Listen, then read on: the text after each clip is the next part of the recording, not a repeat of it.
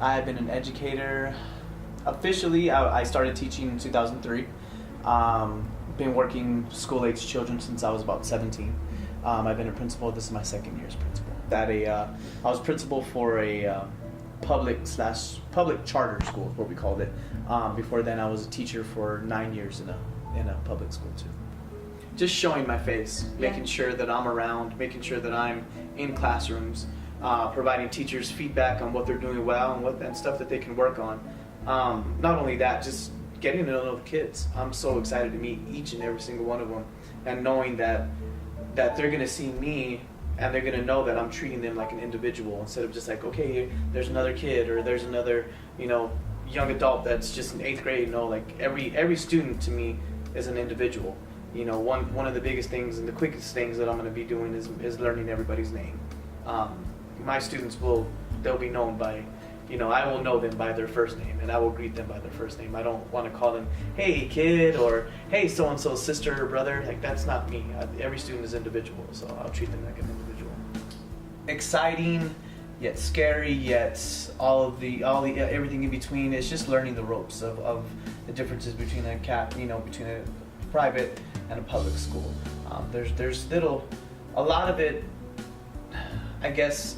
My whole mission and vision of a school has stayed consistent with this learning with the private school, with what I've learned from private schools. And that's been exciting because my mission and vision serves perfectly with Father's mission and vision. Just getting out of a meeting with him, everything he was saying was like, in my head I was like, check, yes, like that's exactly the vision and the mission that I hold for education, whether it be public, whether it be private, for any student, no matter what grade, no matter how old, no matter how young, is exactly the same as what Father is. So we're exactly on the same page with that.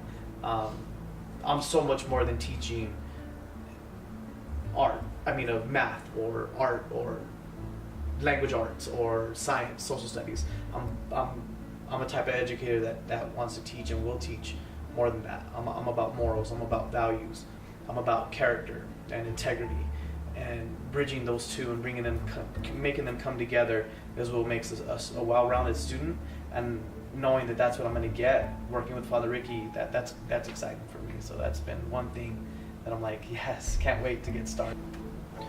One of the biggest short-term, along with medium-term and long-term goals, is to definitely bring together both the parish and the school back together.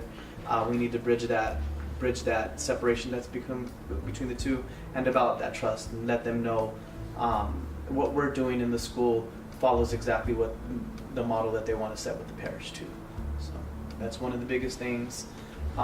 Really starting to take a look at, thinking of it more school-wise, starting to take a look at data and what our kids how are they performing when it comes to the state assessments or the national assessments that they take.